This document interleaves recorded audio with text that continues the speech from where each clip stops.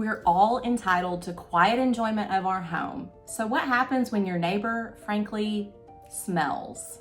In this video, we'll discuss a case that's been in the news recently out of East Nashville, as well as actions that you can take when buying a home to avoid this situation. What's up, y'all? I'm Rachel. I'm a realtor and resident living in Murfreesboro, Tennessee. Recently, I was watching the News Channel 2 out of Nashville, and they were discussing a case between one homeowner and a neighboring meat market.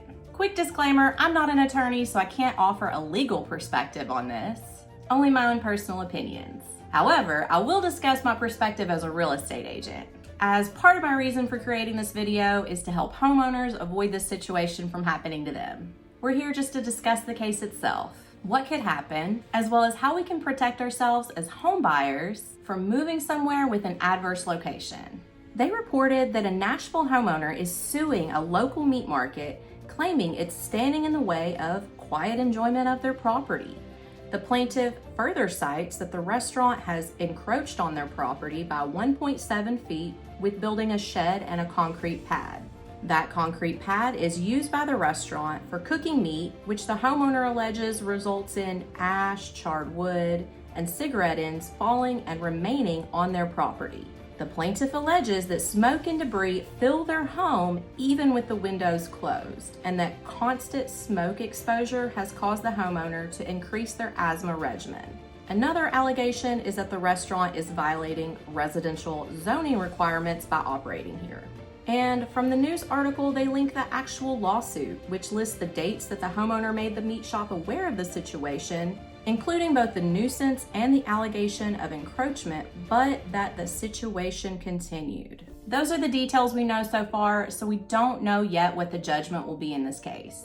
I think that some of the homeowner's complaints could be valid, especially if this neighboring meat shop continued to let ash and other debris fall onto the neighbor's property after being made aware of that situation. Whether or not the homeowner purchased the home sight unseen and was never aware of the meat smoking that happens just feet from their doorstep, that I'm not aware of. It's also possible that the restaurant didn't start smoking meat until after the homeowner moved in.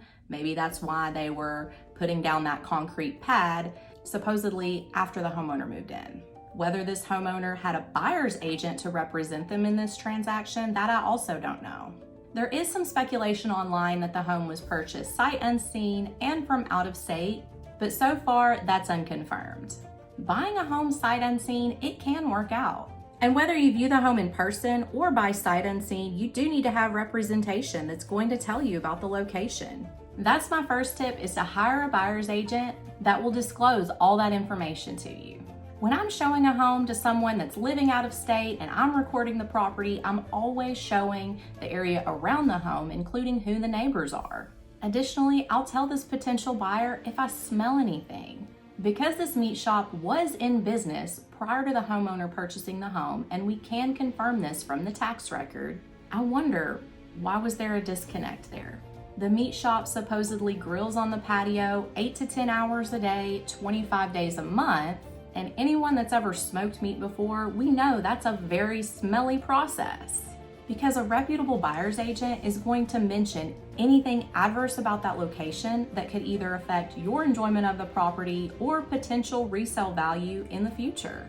Here in Murfreesboro, for example, if someone asks me about a home that's in the direct vicinity of the huge landfill that's on the north side of town, that's always something that I'm going to mention. So if that person did have a buyer's agent and that buyer's agent was aware of this smoking that was going on and the smelly atmosphere around the home, then it is possible that that person's buyer's agent failed to disclose an adverse fact.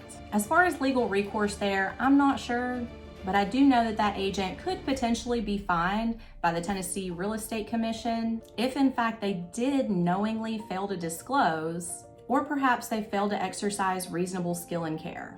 But then again, the homeowner did purchase this home in 2021. The real estate market was going a lot faster then, and buyers were just desperate to get into a home before prices increased any further because they were going up so quickly, even just month to month at that time.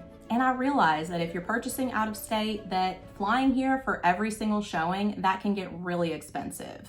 However, Whether you're buying out of state or buying in person, you always want to verify what you can't see in the listing photos. Of course, this is going to go right in hand with having a reputable buyer's agent because you're going to need someone that you can trust to help you find this information out. Before even booking a showing, one thing that you can do to research the location is looking up the address on Google Maps. Google Maps may not be perfectly updated, but for this homeowner purchasing in 2021, the meat market would have shown as the neighbor by doing a simple Google Map search. As a real estate agent, I also have direct access to the tax record. This includes property owners of each property as well as the FEMA flood maps. Those are just a couple of the tools that I would use before even driving to a location. And anytime I'm representing someone from out of state, I always insist if you're going to make an offer on a home, at least let me go out and take a look at the home. Maybe I find that vacant farmland that we saw on Google Maps is now being developed into an 800 home community, and that's why the homeowners are choosing to sell at this time. Information like that is just basic information that you really want to know before you purchase a home. And any agent with a lick of common sense knows this. Location absolutely must be researched before purchasing a home because it's the one thing about the home that you can never change. You can update the kitchens and bathrooms all day long, but you can't choose your neighbors. I don't know what will come of this case. The ash and things coming onto the homeowner's property, as well as smoke and debris getting into the home, even with the windows closed, those grounds may be enough for the judge to agree with the homeowner. And I'm not even sure if it matters in a court of law who was there first, the restaurant or the homeowner.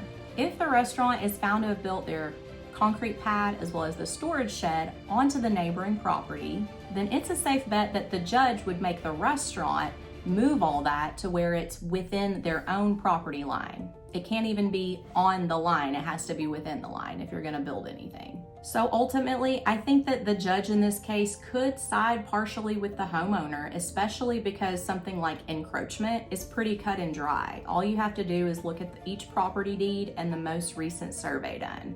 On the other hand, I don't see the judge putting this meat market out of business. And as far as this allegation that the restaurant is not meeting current zoning regulations, I'm waiting to see what the judge says here. If the restaurant existed before the zoning was switched to residential, my understanding is that it can remain a restaurant, but if and when that property sells, then at that time it would transition fully to residential. Of course, every jurisdiction is different in how they regulate zoning, so let me know what you think down in the comments. Do you think the homeowner's complaint is valid?